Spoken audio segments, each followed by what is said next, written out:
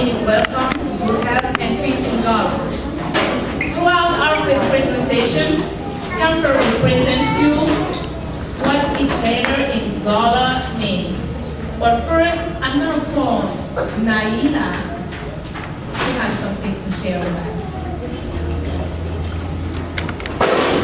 When I say Gullah, you say Geechee. Gullah. Geechee. Gullah. Geechee. When I say Gullah, you say Geechee. Gullah. Geechee. Gullah. Geechee. When I say Gullah, you say Geechee. Gullah. Geechee. Gullah. Geechee. Thank you.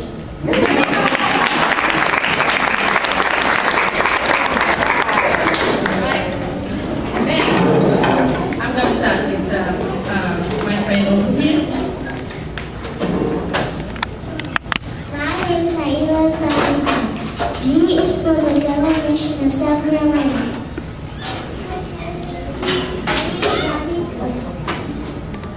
My name is Johnny Eunice. My name is Laura, and L is for the land and the living nature. My name is in the love is the land. My name is Vicky. A is for the animals. My name is Gabriel. H is for the red hen.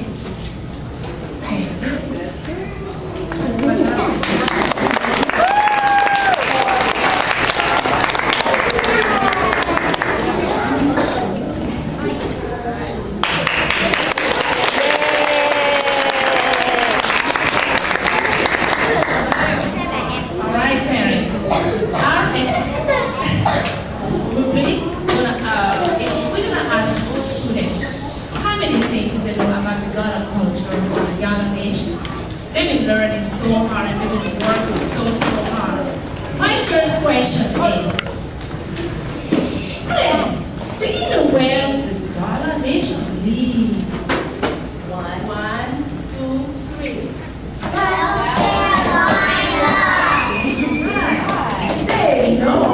Number two, where do you know where did the Gullah nation came from?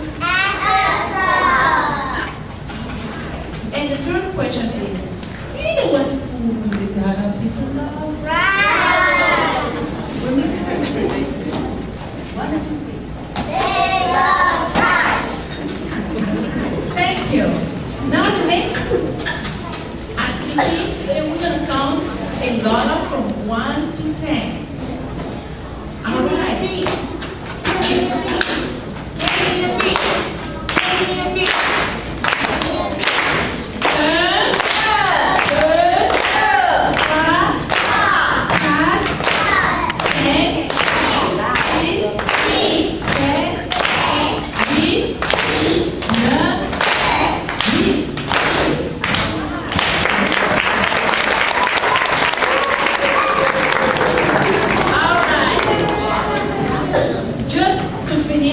In conclusion, we're going to sing a song for you.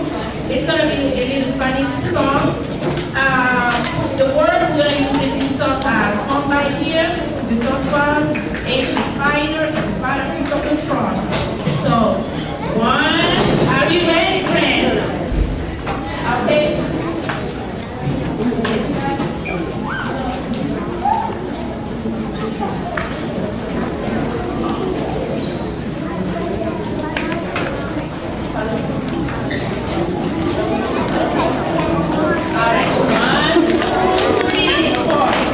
Kumbaya, kumbaya.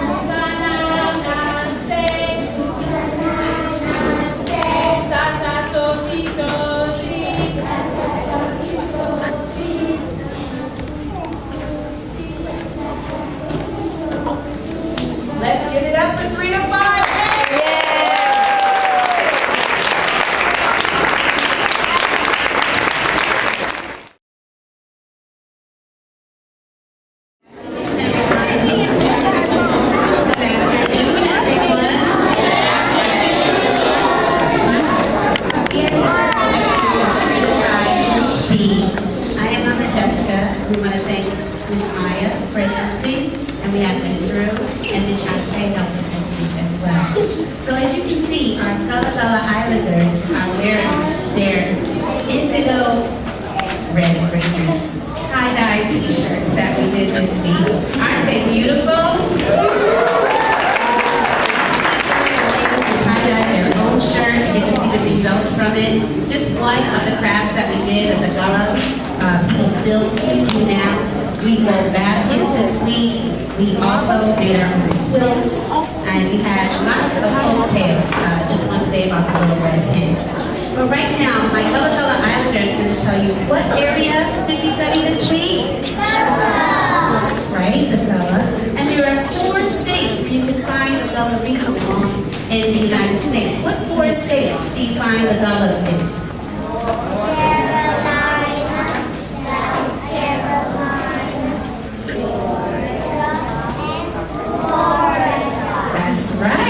That's right. Give it up. That was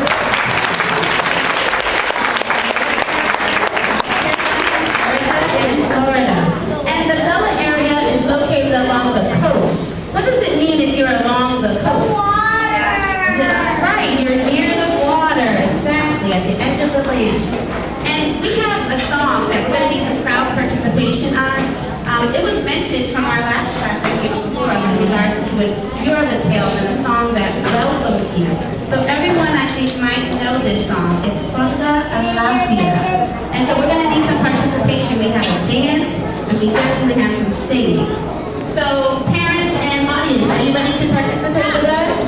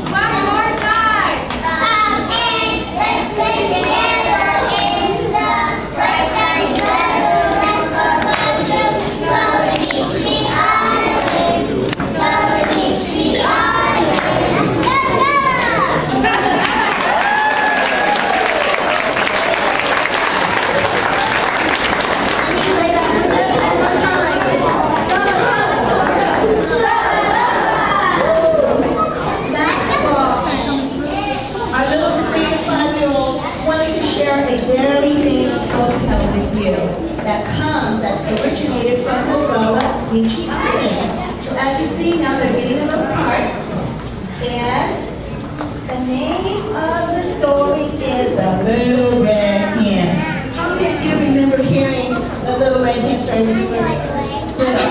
How many grown-ups remember it? Yes? Very good. Gullah Geechee. So we have our own version.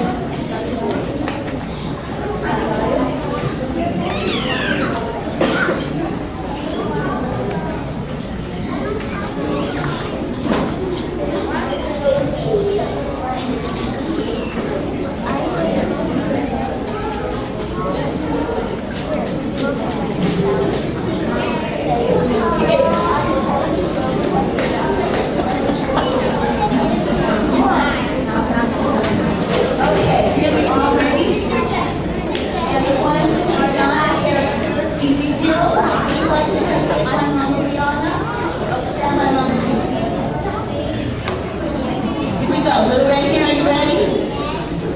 Shake your little red hen to everyone. Show your animals to everyone. Okay? Hold them up high. Once upon a time, there was a little red hen. The little red hen was walking around and she found some seed, wheat. And so she said, I'm going to make some bread with this seed, but I need some help. So I'm going to ask my friends. Okay, little red hen, so she walked over to the duck, her friend the duck. And what did you say to the duck, little red hen?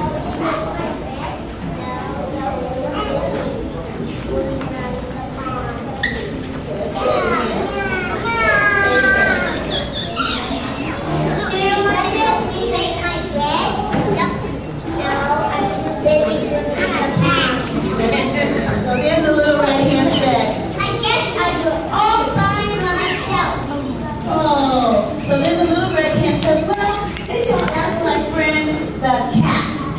So she went over to the cat and said, Do you want to make my bread? and the cat said, Yeah.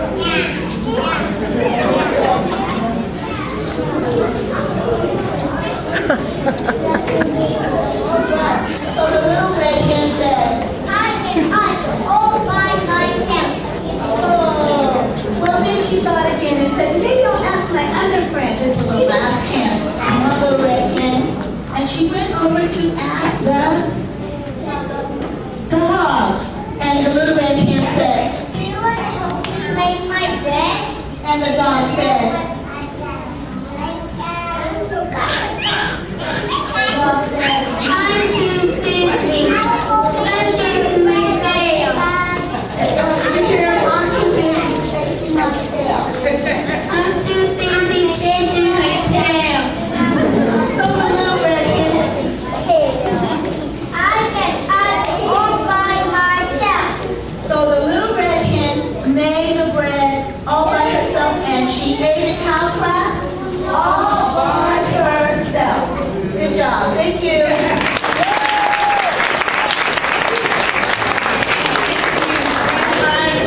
All right, we are. Shay, and this is 6-7B, and I had two really great assistants, Brother Raphael, Sister Kiara.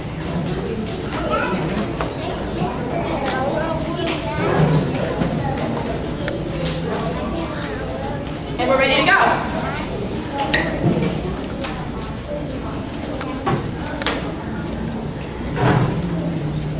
Salute! Eddie! Up! Eddie! Up! Eddie! We are the children of the Gullah Islands. We are the children of the Gullah Islands. Gals and boys, no, we know lying. Gals and boys know we know lying. We mix rice and baskets of sweet grass. We make rice and baskets of sweet grass. We like to sing and we like to dance. We like to sing and we like to dance. Near Georgia, Florida, and the Carolinas too. Near Georgia, Florida, and the Carolinas too. Bet you didn't know the islands were so close to you. Bet you didn't know the islands. On the 4th of July, celebrate the Gullah way. On the 4th of July,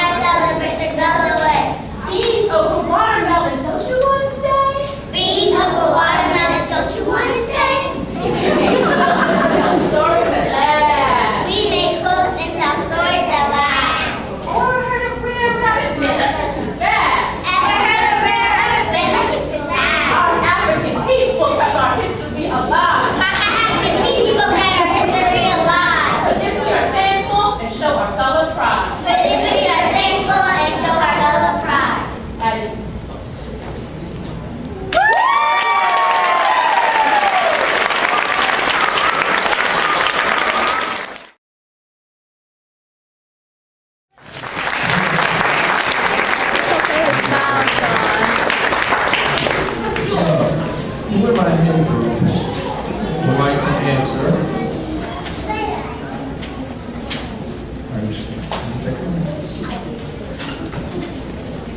So, will my hen group would like to answer? What do you feel was the most important lesson of the fable, The Little Red Hen? Rachel? Absolutely.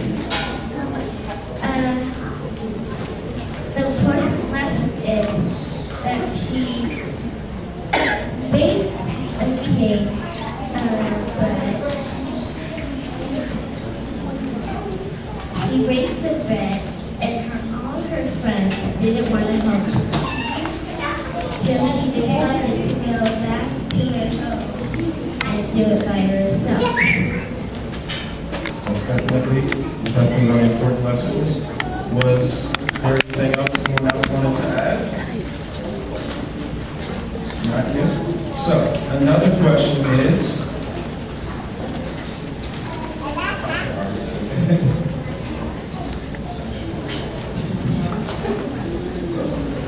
Elise, what do you feel was the most important lesson of the story of the little girl?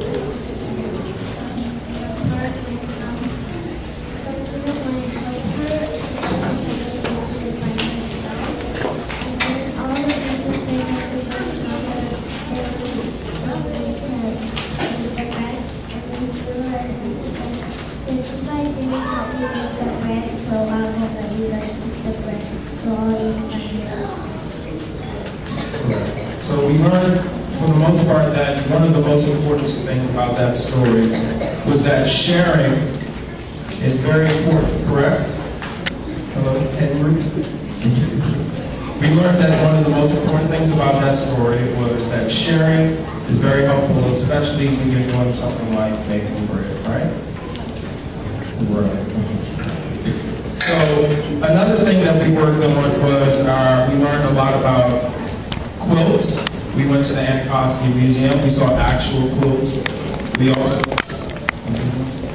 also learned that the most important thing about quilt making is that it's often a very communal act, right? So all of these were different patterns that they all worked on. They designed, they colored, they rearranged, and I gave them a lot of freedom to decide where things wanted to go because I wanted this to be a much more of a communal group activity amongst them. So I think it came out pretty well. What do you guys think?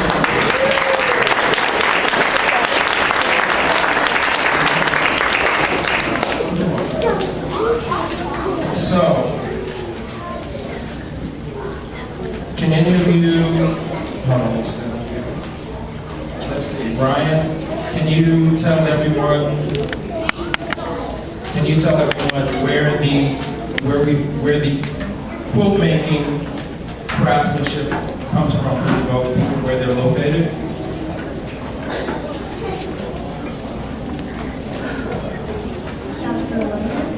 South Carolina. Sorry, we're all a little nervous. We just got ready, started getting ready today, so we're all a little nervous. And is there anything else you want to add tonight?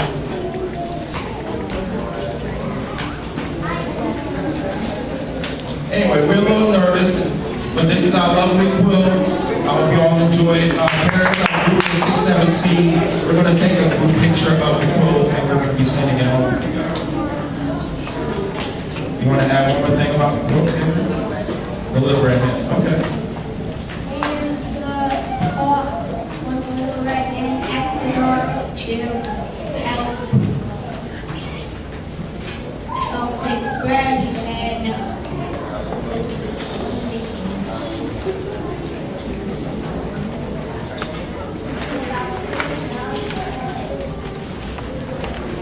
So our last portion that we were working on is obviously craft making, fable, storytelling is very important for the Gullah people, but also like many other people that come from the diaspora will say, music is an extremely important thing. It's something that keeps people together. It's something that we use for storytelling. It's a very important thread through all of the African connected peoples. So I'm going to leave it on Ms. Danielle to close us out.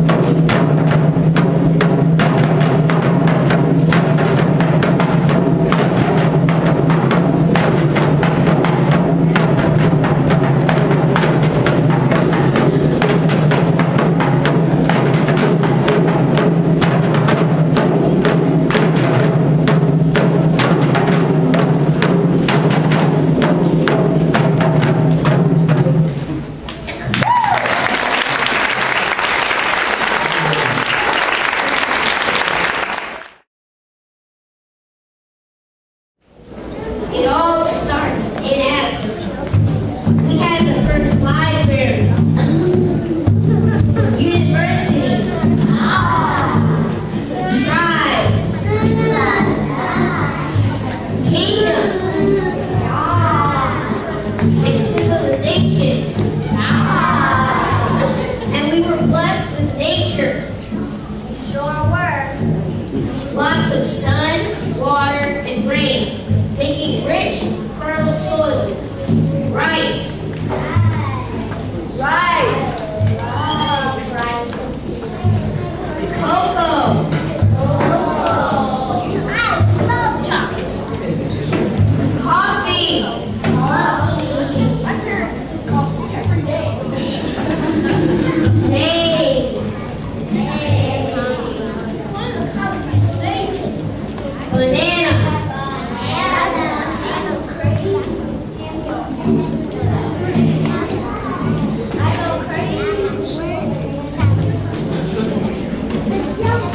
Sugar cane. I love it. So sweet. Coconut. Coconut water is the best. Palm oil. It's in everything. We also knew the land and our animals very well. We raised livestock, cattle, sheep, goats, and we were very skilled farmers. Over 3,000 years of experience.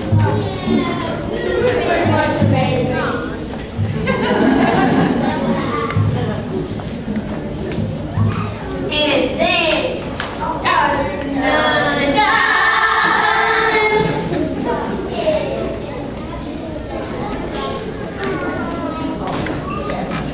Africans kidnapped and sold everywhere.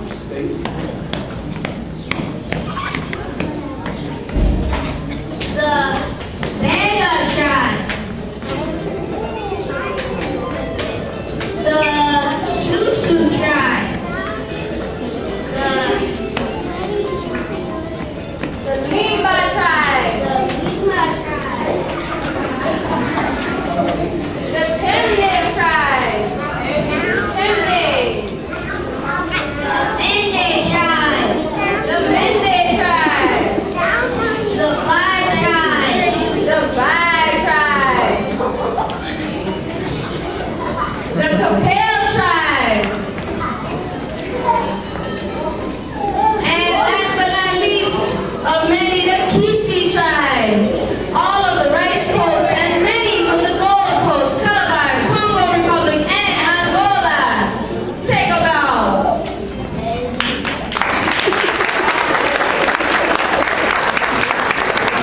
More and more tribes kept coming in. More and more skilled farmers kept coming in. Wow.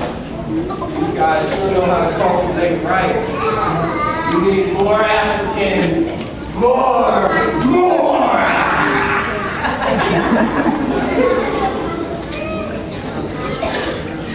Then, fate kicked in.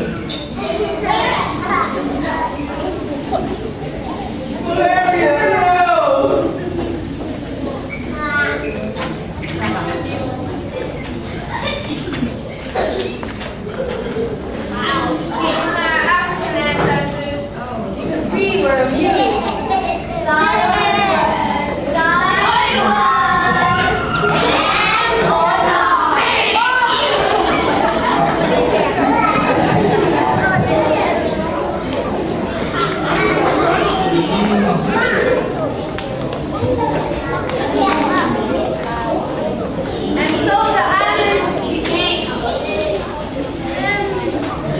And so the islands became known as the Gullah or Geechee Islands. African cultures began fusing together. Crafts.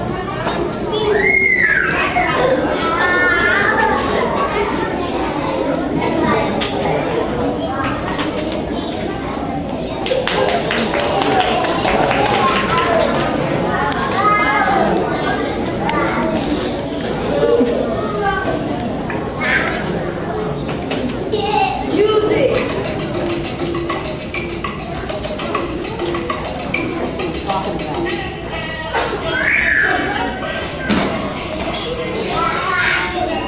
Plantation songs. Spirituals. To gospel music. To blues. To jazz. And of course, then came our storytelling and fables.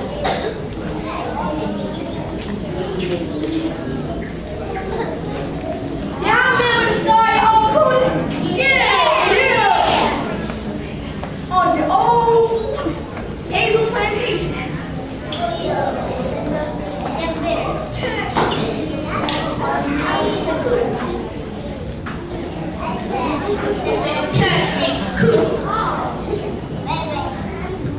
Akuda was a handsome boy. With the most shiny eyes, most prettiest shit you ever did see.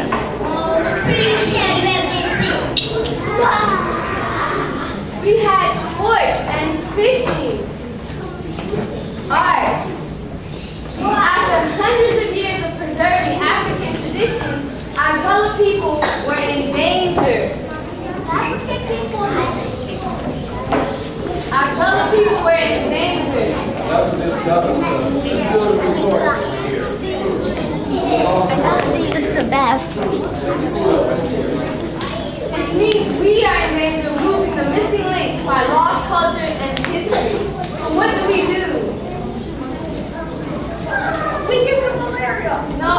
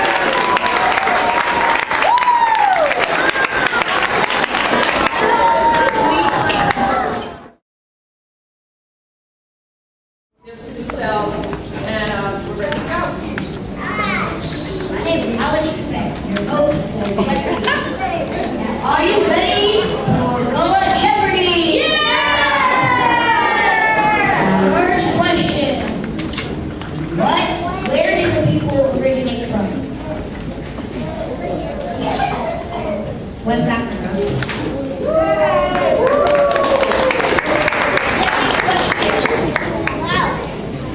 What do the Gullah people craft? They eat basketball.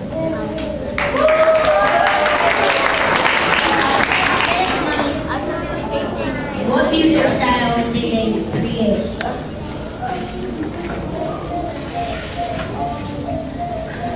Jazz, blues, and rock.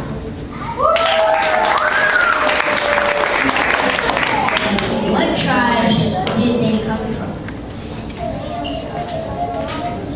The Wolof, the Brahmin, the Benwara, and the Mayday.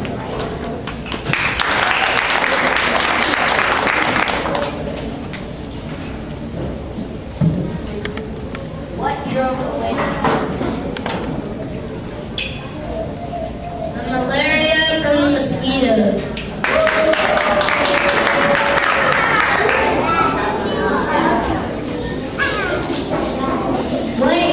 Why is the Gullah culture in danger? The Gullah culture is in danger because people are using the taxes to make it from the land.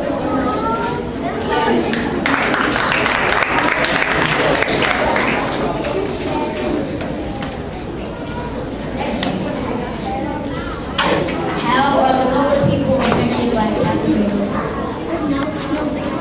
They were affected by the Europeans taking over their land and they were allowed to enter it. And they got rid of it.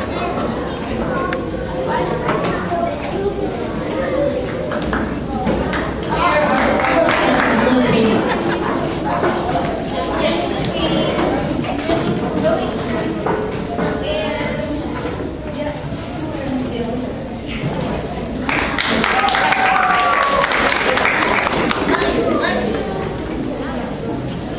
What are their cash crops?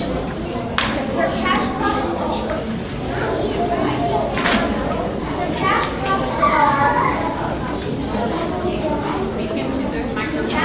are rice. Bonus question. How many different Gullah languages are there? 14.